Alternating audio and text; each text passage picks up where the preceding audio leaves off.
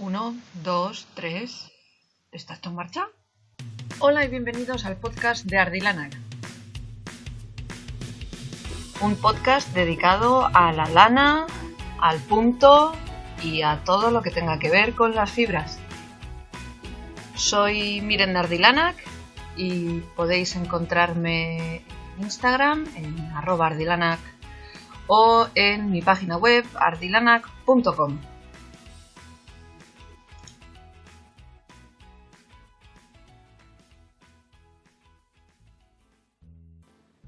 Llevo un buen rato dándole vueltas y me he dado cuenta que casi todos los capítulos los empiezo con un buenas tardes y bienvenidos.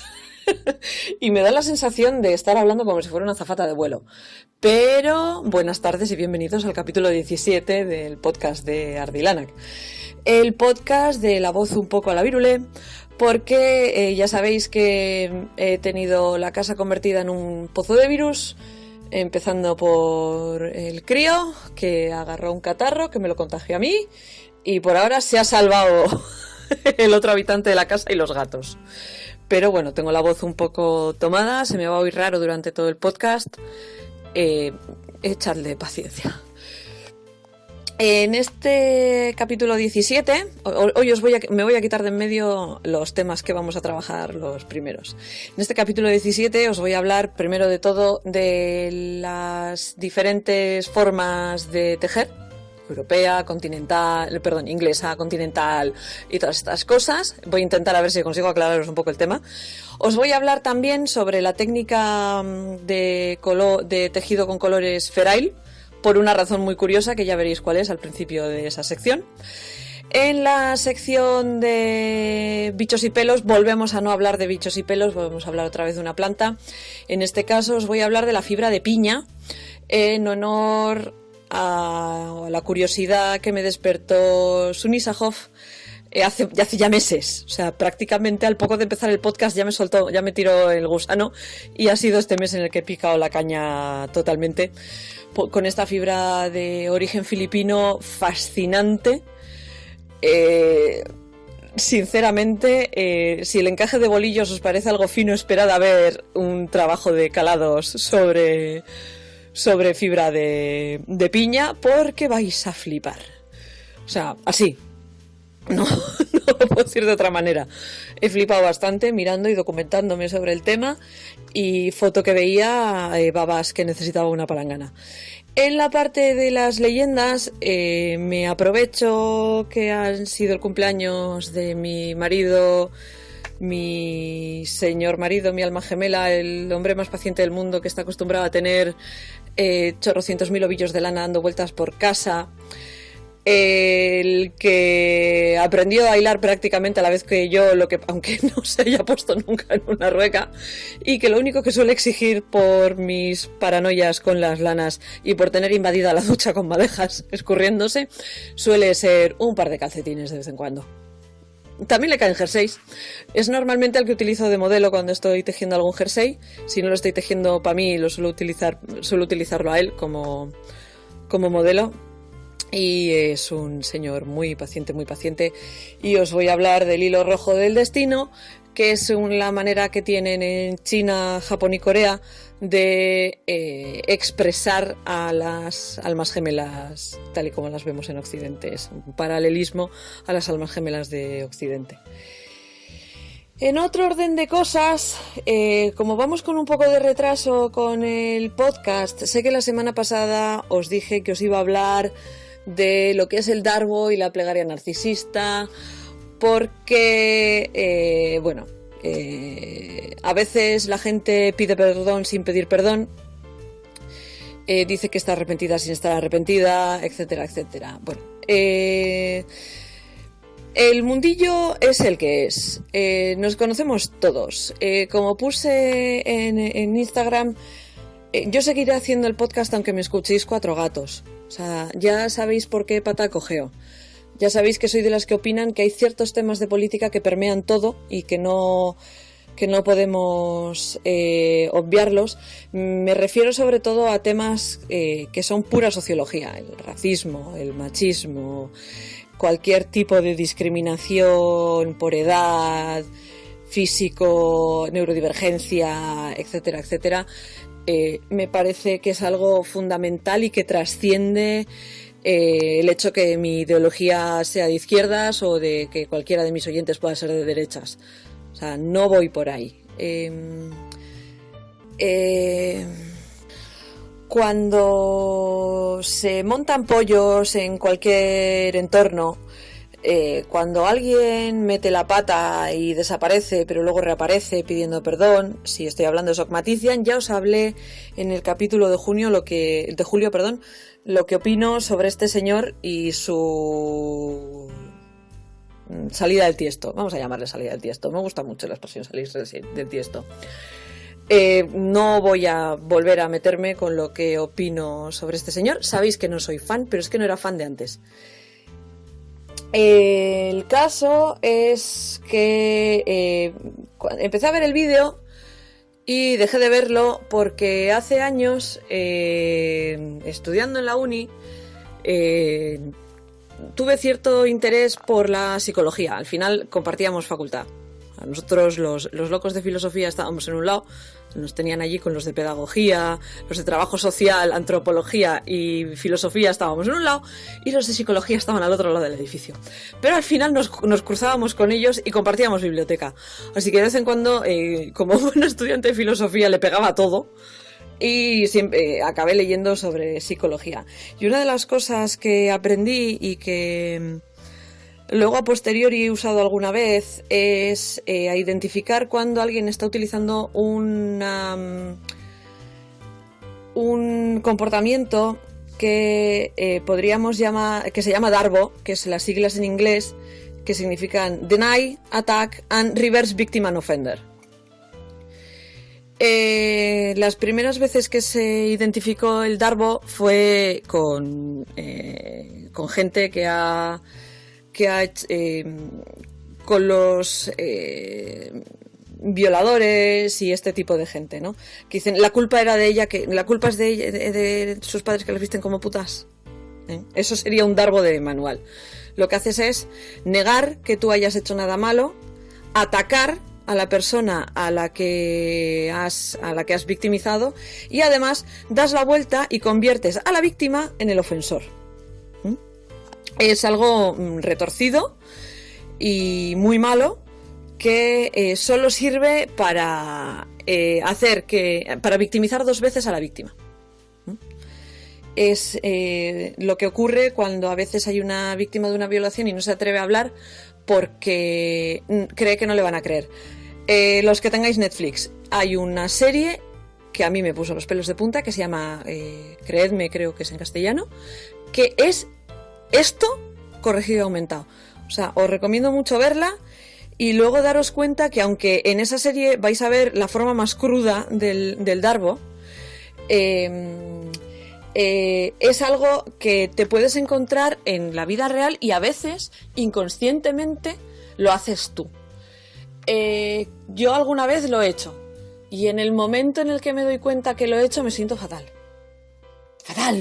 Fatal. O sea, también es cierto que gracias a la psicoterapia que he tenido durante varios años por mi depresión perinatal y posparto, me ha venido genial para pillarme a mí misma cuando voy a entrar en una fase de estas de no, la culpa no es mía, la culpa es tuya y además no sé qué, no sé cuántos. No, no, eso no se hace. Esto está íntimamente relacionado con lo que es la plegaria narcisista, que también os dije que os explicaría lo que era para que, por si os sirve, para identificarlo. Cuando algo no os chirríe mucho, muchas veces suele tener que ver con esto. Cuando dices, esta persona está pidiendo perdón pero no me está pareciendo sincero. Bien, la plegaria narcisista está escrita en inglés. O sea, voy a intentar traducirosla al castellano lo más fielmente posible. Dice lo siguiente: eso no ocurrió. Y si ocurrió, no fue para tanto. O sea, no fue malo. Y si lo fue, no fue para tanto. Y si lo fue, no fue mi culpa. Y si lo fue, no lo hice aposta. Y si lo hice aposta, te lo merecías. Esto es algo que en algún momento todos hemos visto hacer a alguien, ya sea en la ficción, ya sea en la vida real. Espero que lo hayáis visto en la ficción y nunca lo hayáis tenido que sufrir en la vida real. Yo creo que no lo he tenido que sufrir en la vida real. No tengo memoria de haberlo sufrido en la vida real. Me acojonaría mucho haberlo sufrido en la vida real. Por eso muchas veces cuando alguien que ha metido mucho la pata, en vez de coger y decir he metido la pata, asumo las consecuencias de haber metido la pata, es cuando la gente no asume esas consecuencias de haber metido la pata, es cuando muchas veces se cae en no ocurrió, que es el famoso gaslighting o luz de gas.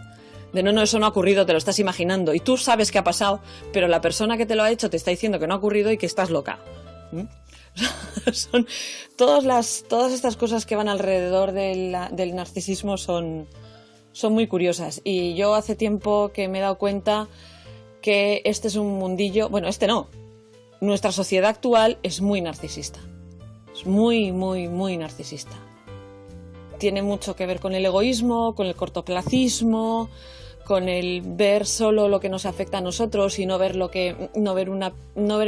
imagen más grande, ¿no? Como es al final todo el negacionismo del cambio climático.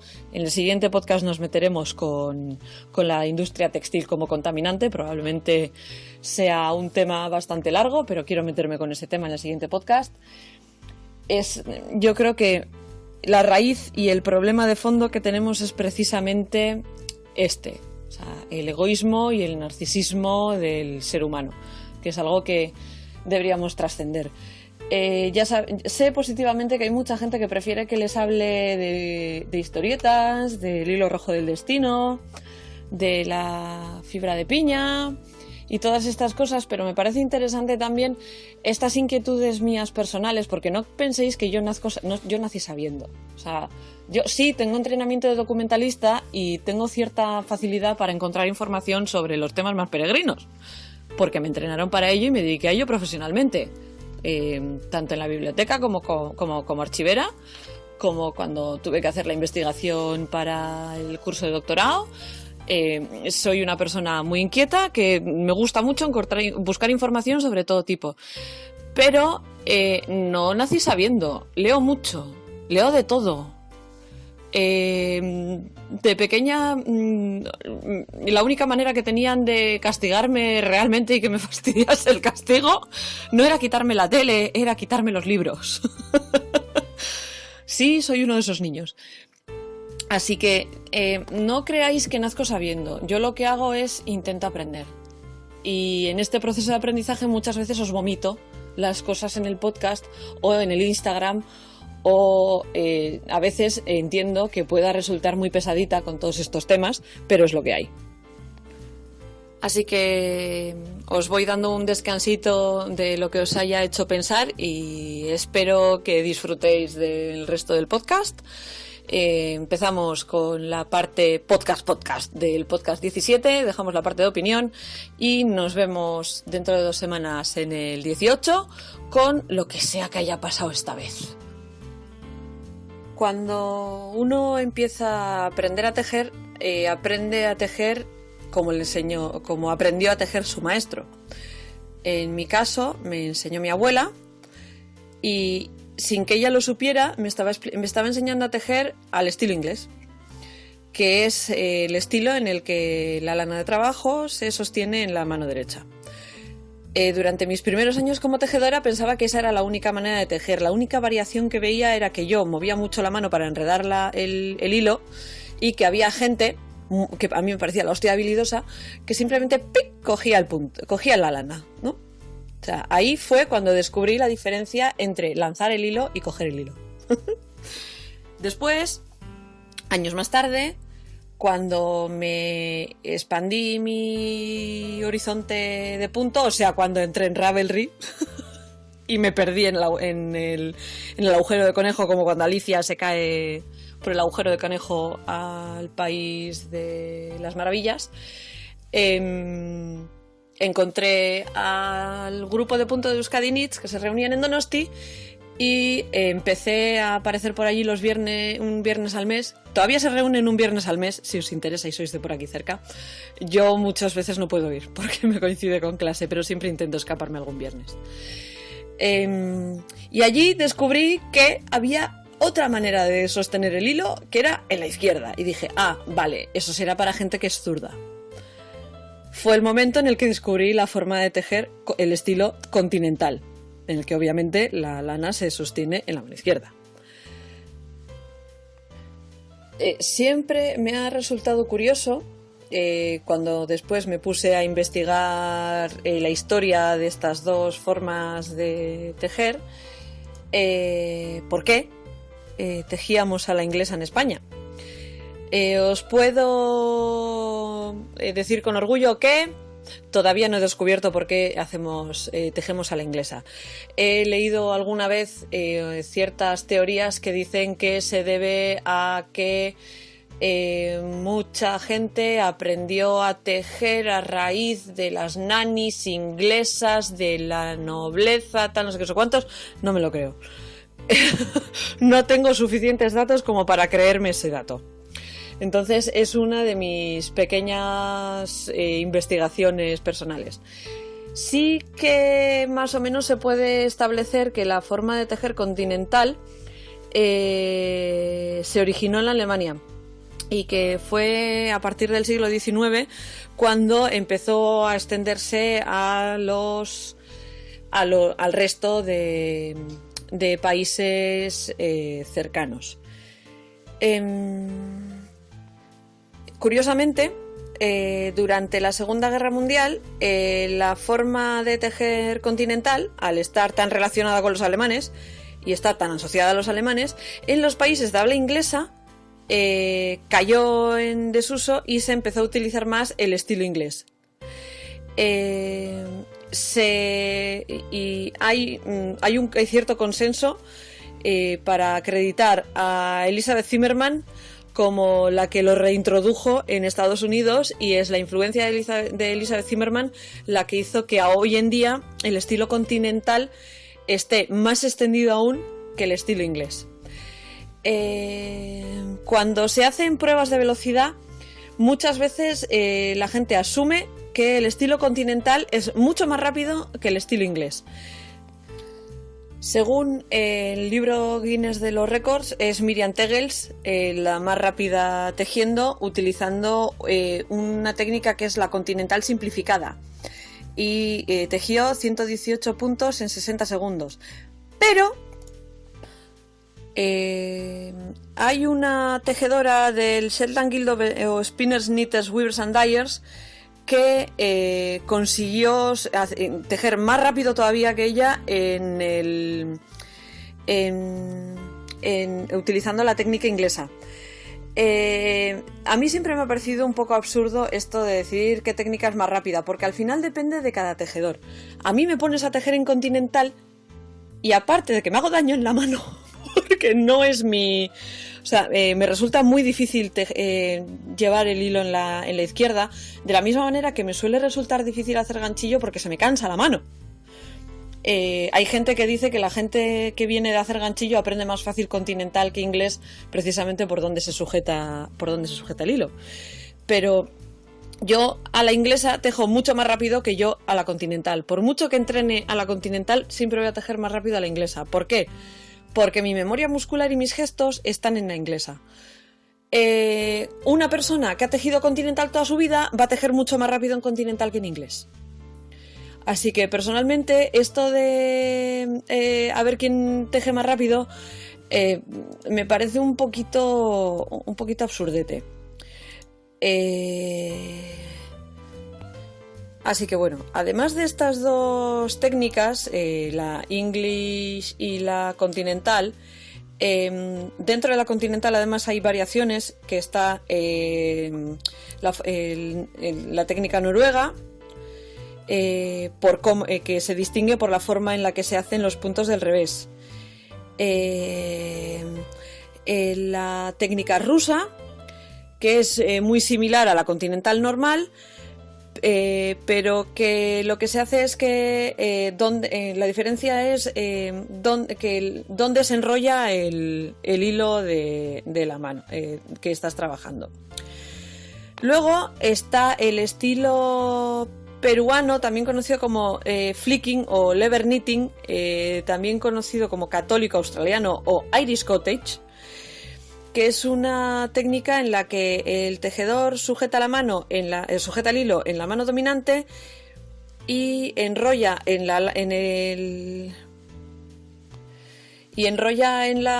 aguja sin soltar la mano entera, como haría alguien que está haciendo el thrower. Esto es lo que os decía antes del picking, de los que cogen, en vez de tiran, cogen. Una de las características de la gente que teje así es que sujetan la aguja como si estuvieran sujetando un lápiz. Fijaros en ese tipo de cosas. Luego está la técnica portuguesa, que probablemente la forma más... lo que más os vaya a llamar de la forma portuguesa es que mantienen la tensión pasando el hilo por detrás del cuello, o la gente que es más fashion utiliza un tipo de broche con forma de gancho.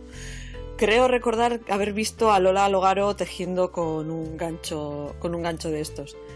Y luego, en la Shetland, mis queridas Shetland, tienen una forma de tejer especial, que es una variación de la forma inglesa. Como os he dicho antes, Hazel Tyndall, que se considera que es la que más rápido teje, utiliza esta técnica. ¿Qué es lo que tiene de especial? Que la aguja sobre la que se enrolla el hilo no se sostiene con la mano, se apoya en un cinturón.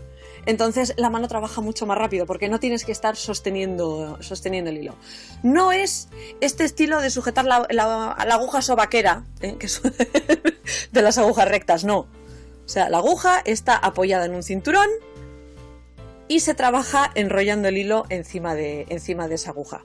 De verdad, intentad encontrar algún vídeo de Hazel Tyndall tejiendo porque merece mucho la pena verla. Luego, además, para liar más la barraca, además de los estilos, que es los que os he estado contando ahora, están los métodos, que se dividen entre el método oriental, el método occidental y la combinación. Sin meternos en demasiada harina, las variaciones suponen en qué parte del punto tejes. Si tejes el punto por delante, tejes el punto por detrás, o cómo lo haces. Normalmente, si os interesa mucho, para saber si estáis tejiendo en el estilo occidental, fijaros en si hacéis los puntos del derecho utilizando la pata delantera. Si utilizáis la pata trasera, estáis utilizando el estilo oriental. El de combinación utiliza el mismo que el occidental, o sea, teje por la pata de adelante. No es lo mismo hacer el punto del derecho por la pata de adelante que hacer un punto retorcido. Así que puede ser un poco lioso. Otra diferencia está en cómo se hacen los yarn overs y cómo se hacen los puntos del revés. Tened esto en cuenta siempre. Si tejes el punto del derecho por la pata de delante y el punto del revés por la pata de delante, estás tejiendo a la occidental. Si tejes el punto del derecho por detrás o el punto del revés por detrás, estás tejiendo a la oriental. Y si haces el punto del derecho por delante y el punto del revés por detrás, estás tejiendo en combinación. ¡Hala! Ahora los deberes que tenéis para esta semana es analizar si tejéis por delante, por detrás, y si sois continentales, ingleses, lanzáis, recogéis. Si accidentalmente estáis utilizando la técnica de la Shetland porque apoyáis la aguja recta en el sofá, o si alguno de vosotros teje en portugués, grabaros un vídeo y enseñándolos a los demás. Espero que este pequeño batiburrillo de técnicas y métodos os haya resultado entretenido. y que os ayude a fijaros en cómo tejen los demás y cómo tejéis vosotros. Como os he dicho antes, no hay una técnica mejor que otra, sino la que le funcione a cada uno. Lo importante es el tejido final. Queda igual, todo va bien. Esto se lo suelo decir mucho a mis alumnas. Así que bueno, sin más, pasamos a la parte de técnicas e historias, y que hoy hablaremos, como ya sabéis, de la técnica de Ferail. Los martes en Ardilanak solemos tener unas conversaciones muy interesantes entre las que nos juntamos allí. Y la semana pasada, sí, el martes pasado, salió una conversación, no me acuerdo exactamente de qué, porque están mis dos chicas haciendo el Ridari, y no sé cómo salió la conversación sobre si Ferail, Fairisle, eran las Feroe. No, no son las Feroe. Geográficamente, Ferail es una de las islas de la Shetland, que está al norte de Escocia, y está más o menos a medio camino entre las islas principales de la Shetland y las Órcadas. Y es, además de famosa por el estilo tradicional de tejido que llamamos Ferail, Fairisle, es muy famosa como observatorio de aves. Yo de esto me he enterado investigando sobre esto. Es una rama de una de mis técnicas de punto favoritas, entonces he decidido hablaros sobre ella hoy. Os voy a hablar de la isla, os voy a hablar de una pequeña relación que tenemos los españoles con la isla, y luego os voy a hablar un poquito de la técnica y a qué deberíamos de llamar Ferail y a qué no. Ya sabéis que soy esa persona, esa pesada, que le pone del hígado que le llamen jacquard al stranded color knitting o a tejer con varios colores haciendo dibujos. Jacquard para mí es algo que solo puede salir de un telar de jacquard. Si está tejido con agujas, no es jacquard. O sea, pero esos son purismos míos. Vosotros haced lo que os dé la santa gana y llamadle como os dé la santa gana. Esos son manías de persona maniática, y me podéis mandar a la mierda tranquilamente. Solo que, bueno, si queréis conocer un poquito mejor el origen de los nombres y demás, pues ya sabéis que del jacquard os hablé cuando os hablé de Ada Lovelace. Buscáis un poquito por los podcasts y miráis cuál es. No es que no estoy segura si fue el cuarto o el quinto. Y sería el tercero si os descuidáis. Pero no, o sea, sé que fue uno de los primeros en el que os hablé del jacquard. El caso es que Ferail, esta técnica que a mí me gusta tanto, se supone que nació en esta islita chiquitina que está allí, que es la parte más... es la isla más remota habitada del Reino Unido. Como os he dicho, administrativamente es parte de la Shetland, y tiene 4,8 kilómetros de largo y 2,4 kilómetros de ancho. 7,8 kilómetros a la redonda. O sea que se puede hacer un paseíto en una tarde la isla. La mayoría de la gente que vive en la isla vive en crofts, que es un tipo de granjas que son terrenos delimitados por muretes que pueden estar o no habitados, o sea, pueden tener una casa o no. Y la mayor parte, y están casi todos en el sur de la isla, y la parte norte de la isla es es todo rocoso y semimontañoso. La costa en el oeste son unos acantilados de unos 200 metros, chiquitines, y el punto más alto de la isla es Ward Hill, que mide 217 metros. En la costa este hay una roca que está en el mar, o sea, no está, es un istmo que está fuera de lo que es la isla, que se llama Shiprock, y se alza hasta los 132 metros de alto.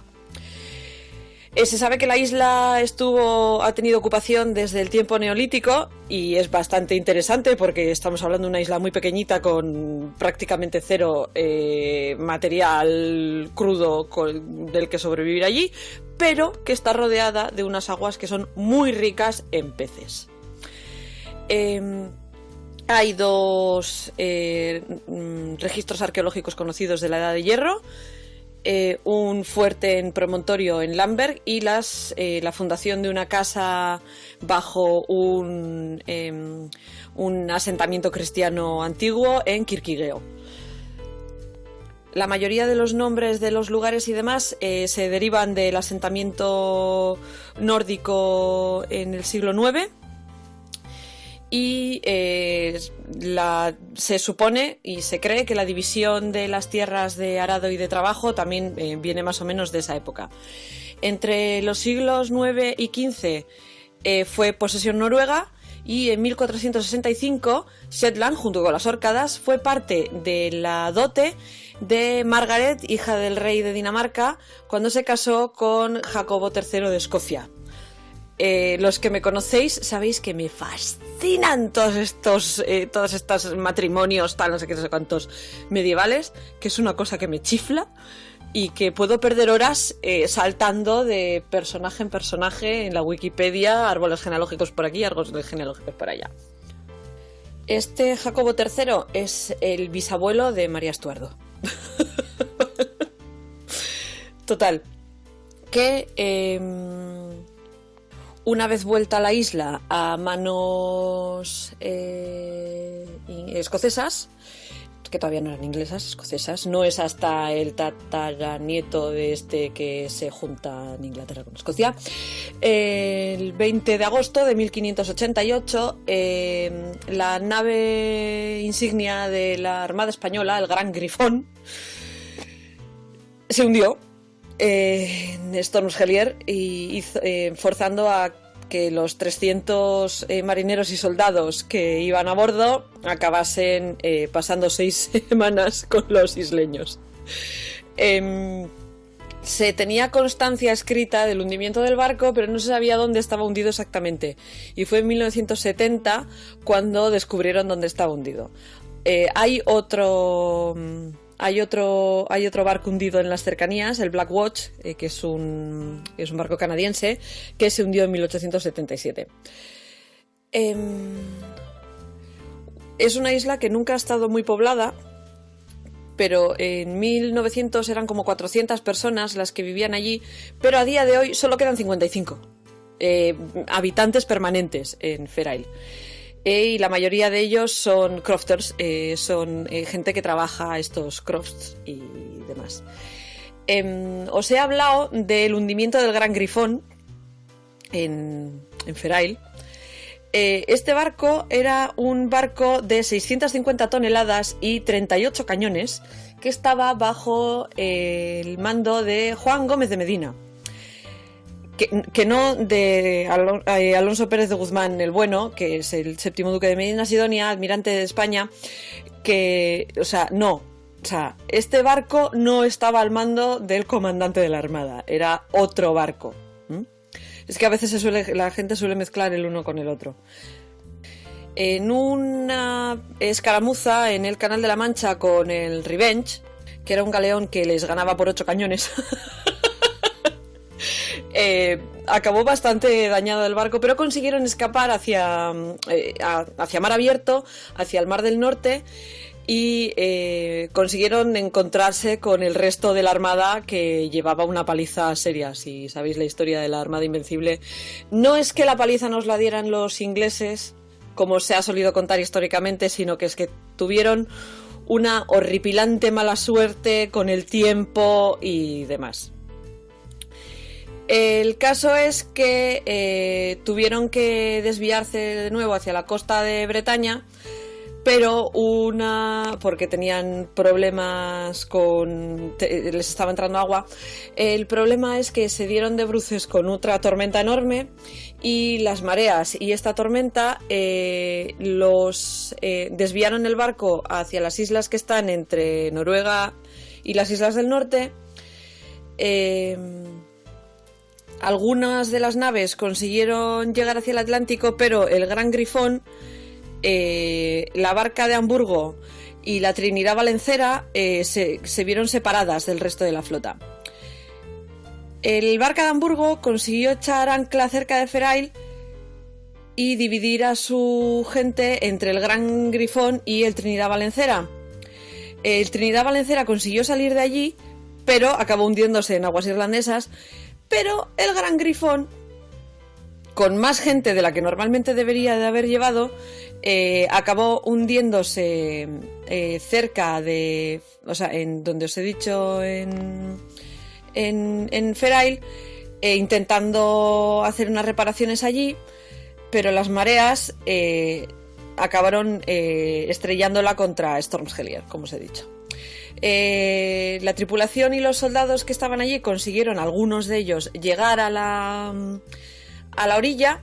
Muchos murieron en el esto, pero otros consiguieron llegar a la orilla y estuvieron como unos 2 meses tirados en la isla, hasta que Andrew Frey, que era el dueño de Ferail, se enteró que había unos soldados, unos marineros tirados allí, y llevó a Gómez de Medina a las islas principales de las Shetland, donde se quedó una temporada, y la mayoría del resto de los marineros fueron llevados primero a las Órcadas, donde aún se les recuerda como los Westray Dons, y luego a St. Andrews, y de ahí a Edimburgo. 50 de los hombres murieron en Ferail y están enterrados en lo que se llama Spaniard's Grave. Si alguien alguna vez va, por favor, sacadle una foto y me la mandáis. mi afición por la historia me hace pedir este tipo de cosas. Curiosamente, la mitad de los supervivientes murieron cuando el barco en el que iban de vuelta hacia España fue atacado y hundido por los daneses, que habían sido alertados por la English Navy.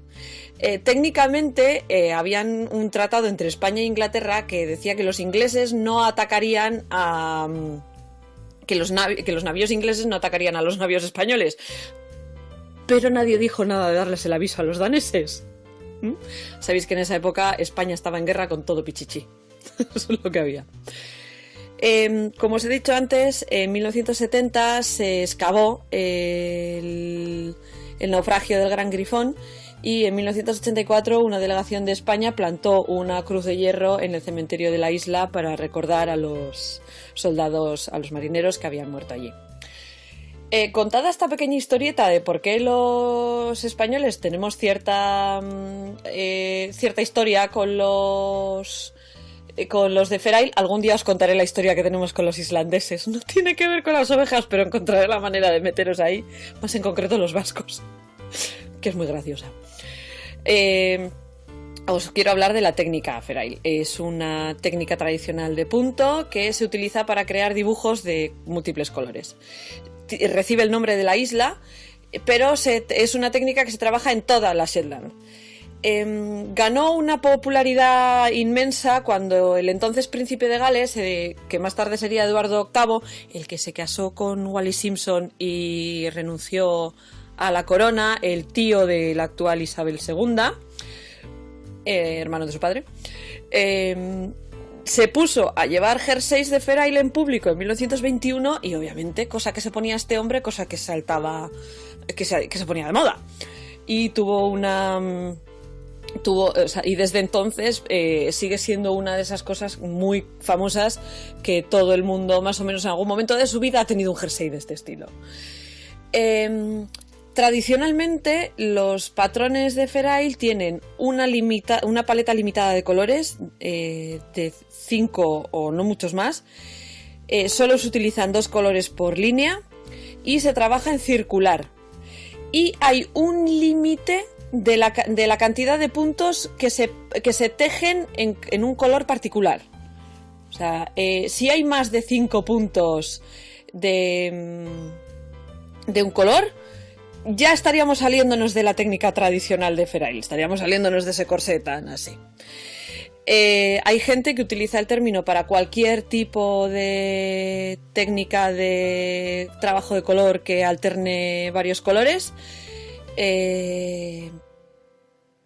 Personalmente prefiero utilizar el nombre de Stranded y dejar el Feral para los dibujos característicos de las Islas Shetland, que podéis encontrarlos en un montón de libros sobre el tema. Personalmente me chiflan los de Alice Starmore.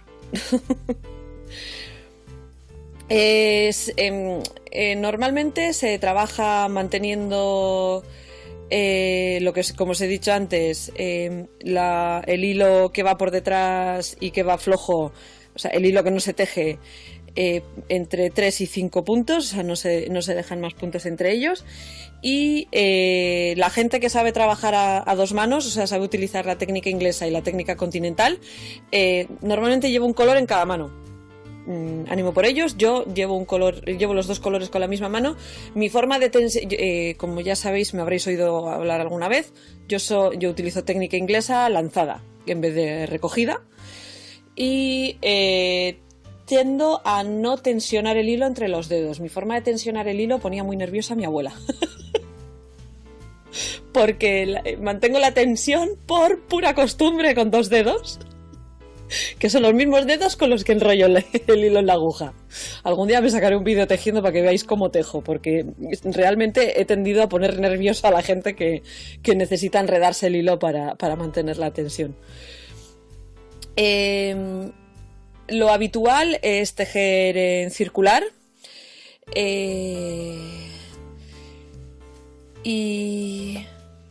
Y tradicionalmente es eso, se teje el jersey entero en circular y luego se abre un stick que deriva de la palabra escocesa que significa punto.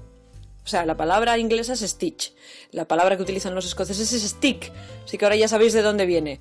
Cuando hacéis sticking estáis haciendo punto. Y que también se puede traducir como cerrado, y que normalmente se actúa sobre varios puntos. Se dibuja una apertura en la zona de la sisa, que luego, cuando se termina de hacer el cuerpo, todo ininterrumpido en circular, simplemente se abren los sticks de la sisa, se cogen los puntos y se hacen las mangas también en circular hacia abajo.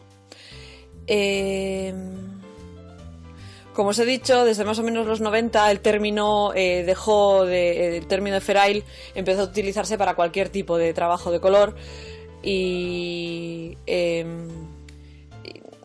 para hacer referencia a cualquier tipo de trabajo de color que se haga en estas islas escocesas de las que os he estado hablando. Otro día os hablaré de otra técnica que nació en unas islas, en concreto las de Aran. Y espero que os haya resultado interesante esta historieta de barcos hundidos, soldados españoles, islas minúsculas perdidas entre archipiélagos y técnicas de punto a dos colores. Damos paso ahora a la sección de bichos y pelos, que, como ya sabéis, va de piñas. De nuevo esta semana la sección de bichos y pelos nos aleja de los bichos y los pelos y nos lleva por los caminos de las fibras textiles de origen vegetal. ¿Os acordáis? La semana pasada os hablé de las subclasificaciones, etcétera, etcétera, y hoy vamos a hablar de una de estas fibras que se extrae de las hojas.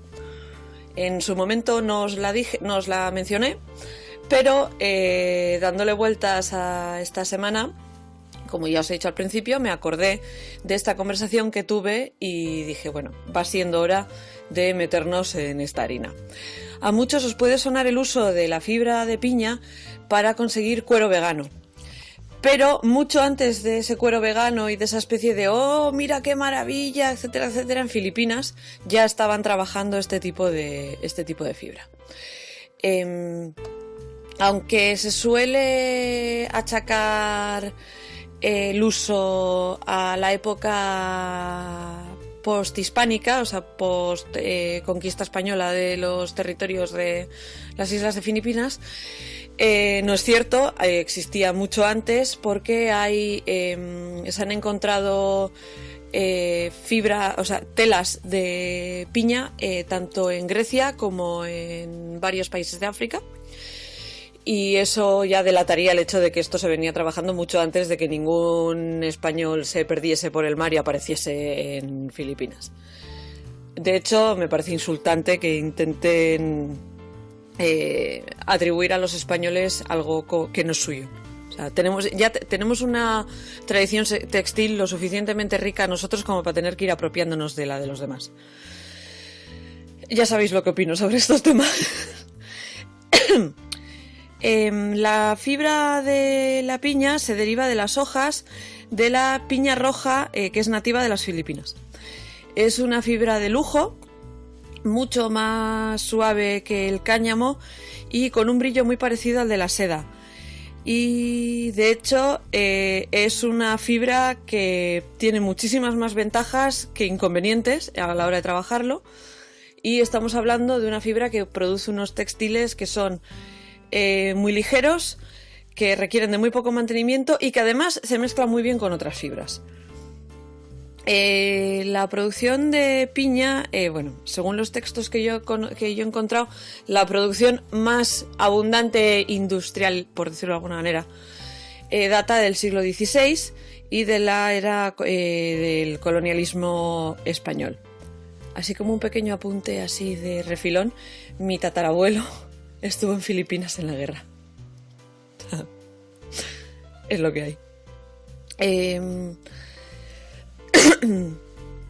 Mientras que los habitantes locales ya conocían este tipo de fibras,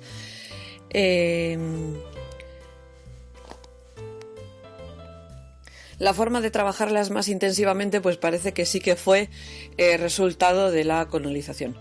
Para el siglo XIX, la tela de piña tuvo una altísima demanda mundial y era muy muy muy popular entre los aristócratas filipinos, sirviendo además como un símbolo de estatus, y que significaba que aquellos que podían tener baróns de piña, las camisas formales de piña, tenían mucha pasta.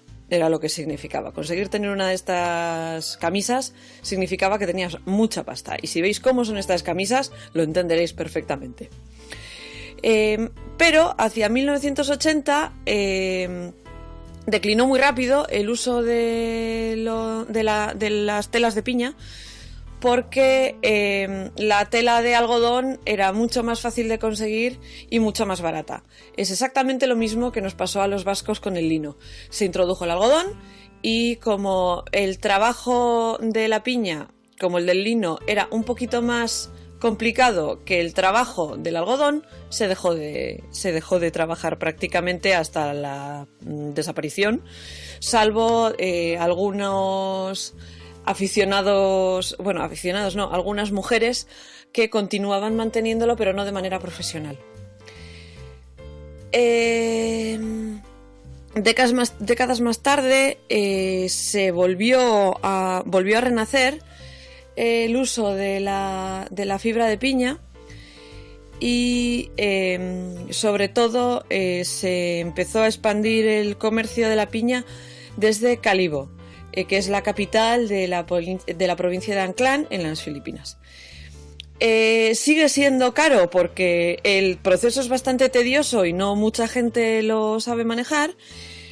Ha dejado de ser un símbolo de elitismo a convertirse en un símbolo de orgullo de los filipinos. Pues un símbolo de habilidad artesanal que tiene cierto significado de orgullo. Esto según las fuentes que yo he consultado. Como sé que me escucha una persona que es de origen filipino, quiero saber tu opinión al respecto. O sea, Suni, ya sabes, vete contándome. El proceso de la producción de estos hilos de piña y estas telas de piña es que se utiliza algo que normalmente es un desperdicio, que son las hojas de las piñas. se recogen y se quitan a mano los pinchos que las hojas de piña suelen tener por el borde. La parte de la epidermal de la hoja se rasca utilizando bien un trozo de cáscara de coco o un trozo de porcelana o cerámica que se haya roto, y se deja al descubierto el bastos, que es la fibra con la que se utiliza para hacer más bien cuerdas. Y cuando este bastos se consigue quitar, se le da la vuelta a la hoja y se rasca otra vez. Y esta vez lo que se consigue son fibras mucho más finas, que se llaman Lina One, que es lo que se utiliza para hacer esta tela de piña. El Lina One, perdón, ya le voy a cambiar el nombre, se limpia en agua corriente, y cualquier resto de material pues se va rascando con una concha hasta que las fibras se vuelven blancas. Después se cuelga para que se seque, se quitan las fibras que son más cortas y se dejan solo las que son largas. De hecho, estas fibras suelen ser bastante largas. Luego se pasa por un proceso que las fibras individuales se atan de manera invisible, a mano, y luego se hilan en carretes. Los hilos de piña se suelen tejer en un telar de 2 pedales, y también se pueden mezclar con algodón, con abaca, que es la fibra que se extrae de las hojas de la banana, que ya os hablaré de la abaca en algún otro momento, o de la seda, para conseguir más fuerza y más durabilidad.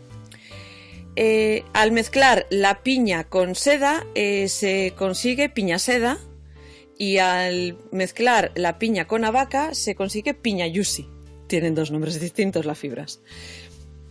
Además, esta tela de piña, que es semitransparente, ligera y una maravilla, se suele tradicionalmente adornar con un estilo de bordado y una técnica que se llama calado. Es espectacular el trabajo. Además, como desde el principio hasta el final el trabajo de esta fibra es muy ecológico, porque no contamina por ningún lado, no es como el lino, que muchas veces, como lo tienes que dejar a pudrirse, ese agua es peligrosa, volver a echarla a un río, etcétera, etcétera. No, o sea, aquí como no hay que fermentar nada, simplemente lo limpias en el río para quitarle el exceso de material que no vas a utilizar, no contamina, y además es un producto de muy alta calidad. Estás reutilizando un desecho de agricultura, y además no necesitas ni echar más agua ni más fertilizante para conseguir el material sin trabajar. Además, como los hilos de piña son muy fuertes y muy lustrosos, no hace falta refinarlos químicamente, ni hace falta un mantenimiento excesivo para que sigan así. O sea, no hace falta limpiarlos en seco. O sea, se pueden limpiar con agua sin más. Y además, como la piña seda y la piña yusi están hechas todas con fibras naturales, son biodegradables. Así que son el ecotextil ideal. Ya sabéis que se puede mezclar con poliéster también, pero personalmente tengo unas ganas locas de conseguir piña yusi, o simplemente piña seda. Creo que se me va a ir mucho de presupuesto, pero uno de mis objetivos para el año 2020 es conseguir esta fibra. Yo tengo que trabajar con esta fibra. Curiosamente, con la de banana ya he trabajado. Así que solo me falta un poco de piña para hacerme mi propia piña yusi. En Filipinas, solo en Filipinas hay unas 59.000 hectáreas de plantaciones de piña, que pueden llegar a dar más o menos una cantidad de 55.493 toneladas de fibra de piña por cosecha.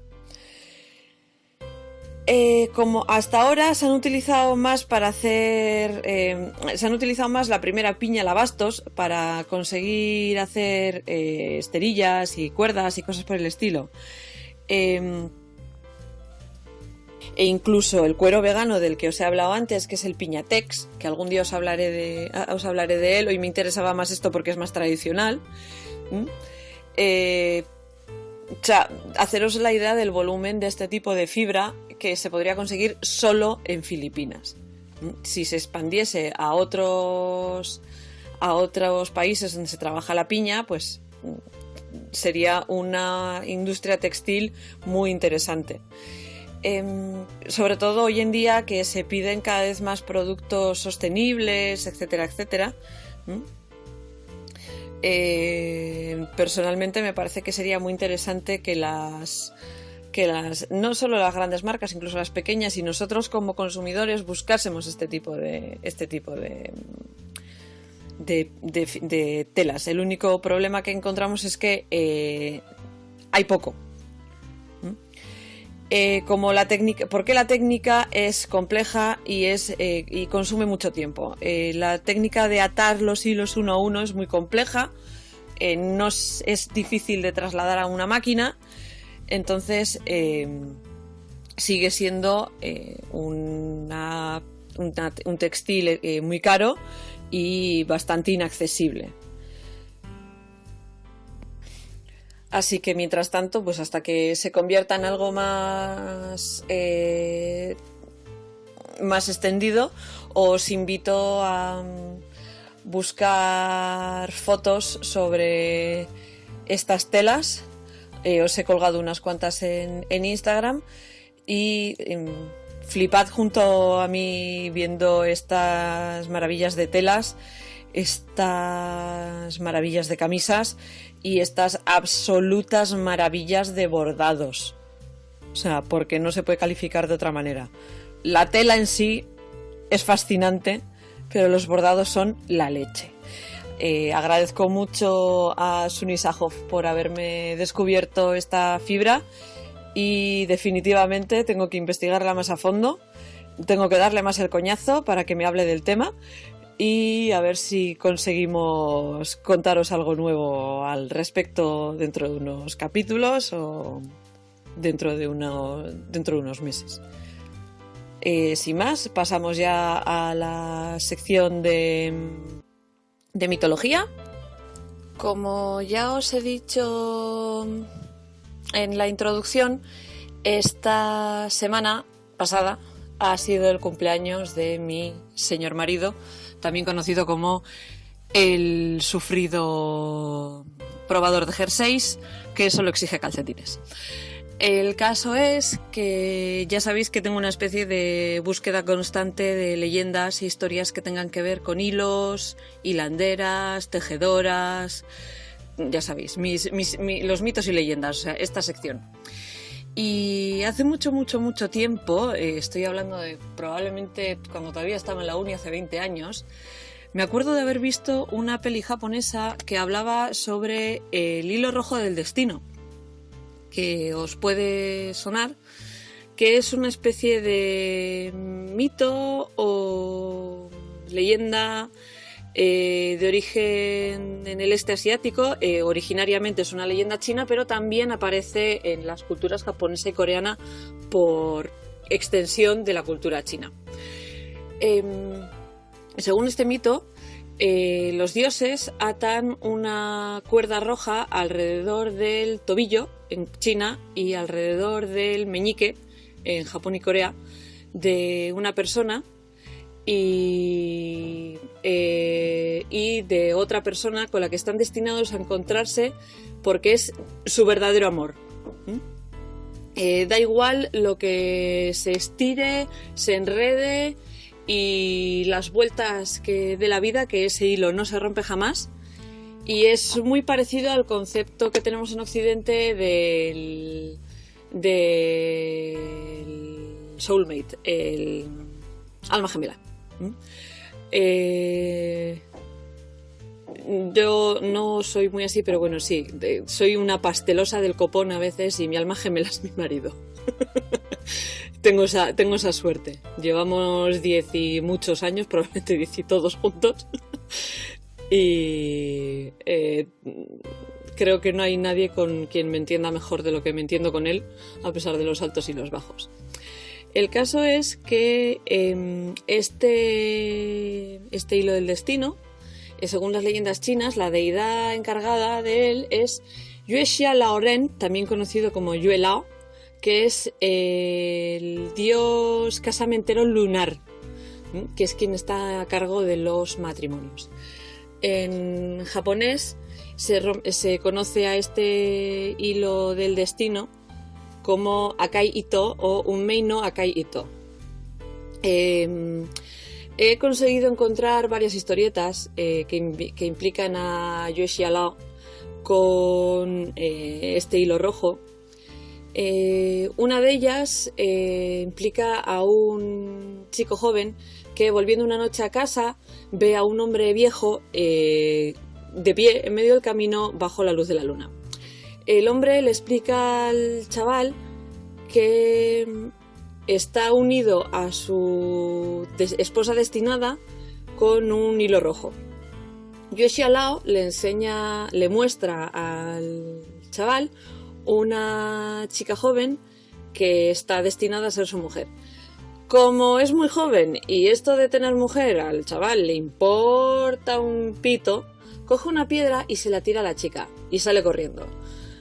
Muchos años más tarde, cuando el niño ya ha crecido y es un joven y sus padres se ponen a buscarle esposa, al final le arreglan un matrimonio. Sabéis que los chinos era muy habitual arreglar los matrimonios.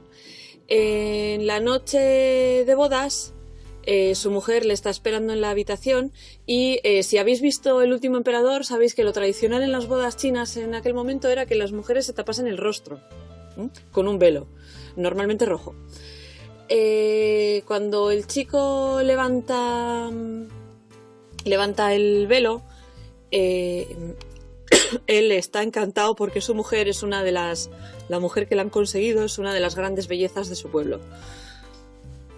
Aún así, se da cuenta que ella lleva una especie de adorno en su ceja. Él le pregunta por qué lleva eso en la ceja y ella le responde que cuando era una niña, un chico le tiró una piedra y la piedra le dio dejando una cicatriz en su ceja. Por eso ella, que le da mucha vergüenza a esa cicatriz, siempre suele llevar este adorno para cubrirlo. Las mujeres, de hecho, la misma niña conectada por el hilo rojo del destino que le enseñó el hombre y en su niñez. Entonces ellos dos hablan sobre el tema. Él se da a conocer como el niño que le tiró la piedra y como vivieron felices y comieron perdices, hacen unas ofrendas a Yuexia Lao. Hay una versión que es un poco más oscura, que habla de un chico joven muy ambicioso que habla con Yuexia Lao y intenta convencer al dios para que le consiga una esposa muy rica. Yuexia Lao señala a una chica de aspecto pobre que está dando un paseo con una anciana ciega en el mercado y le muestra el hilo rojo que une a este chico con esta chica pobre y le dice que algún día se casará con ella. Como el joven no está contento, pide a uno de sus sirvientes que mate a la chica y a la mujer y se va del pueblo. Años más tarde, este hombre, que ya se ha convertido en un oficial público muy prometedor, se casa con una preciosa mujer de una familia rica, que es la mujer perfecta salvo por dos detalles. Es coja y siempre se cubre la frente con una tela de seda por razones que nunca da a entender. él insiste mucho a su mujer y le pregunta hasta que un día ella empieza a llorar y le cuenta que ella es la nieta, la sobrina de la familia rica más que su hija. Sus padres habían muerto cuando ella era muy joven y aunque inicialmente vivía con su niñera, que era una mujer mayor y ciega, un día un loco mató a su niñera en el mercado local y a ella la dejó herida, dejándola con una cicatriz de por vida y casi inválida. El hombre se da cuenta de que Yu Xiaolao estaba en lo correcto y confiesa entre lágrimas que fue él el que había ordenado el ataque y le pide perdón a su mujer y ella se lo da. Yo personalmente le devolvía la jugada. Pero bueno, ya sabéis lo que opino del maltrato del maltrato a las mujeres, etcétera, etcétera. Eran otras épocas, pero es lo que hay. Y en otra historieta, una niña tiene eso que hoy en día la juventud llama crush y nosotros le llamábamos encoñamiento con un chico y se le declara. Pues con toda la vergüenza del mundo y tal, se le declara. Pero con tan mala fortuna que el chico la rechaza y además no es que la rechace, es que se ríe de ella. La chica sale corriendo y llega hasta una fuente en la que se encuentra con Yu Xiaolao, que le dice que ella y este chico son almas gemelas. La chica todavía está ofendidísima y se marcha. Cuando la chica se convierte en una doncella imperial, conoce a un hombre joven, que parece encantador y que le resulta familiar por alguna razón que no sabe decir cuál es. Cuando le pregunta el nombre, él le dice el nombre del chaval joven, del niño al que ella le había dicho que tenía un crush con él, ¿no? La doncella no termina de caer, que es la misma persona, y en su día de matrimonio, él le dice que una chica estuvo enamorada de él, pero que él era tonto y estúpido y se rió de ella. Y le dice que se había dado cuenta que la chica tenía el mismo nombre que ella. Dándose cuenta ella en ese momento que están hablando cada uno de la misma persona, ella dice que ella era la chica y él eventualmente le pide perdón. A mí personalmente las historias que más me gustan es esta. No hay pedradas. La primera es bastante mona, pero tal. La segunda me parece una bestialidad. Y esta tercera me parece que es como muy curiosa, más perdonable, etcétera, etcétera. Como dato curioso que tiene que ver con el hilo rojo del destino, si habéis visto alguna vez el Pinky Swear o juramento de meñique, se cree que este tipo de juramento empezó en Japón y donde se llama yubikiri, que así a lo bestia significa cortarse el dedo, que es un gesto que está relacionado con la creencia en las almas gemelas conectadas por un hilo rojo del destino que está atado a cada meñique. Así que es un dato más que tiene que ver con este hilo rojo del destino.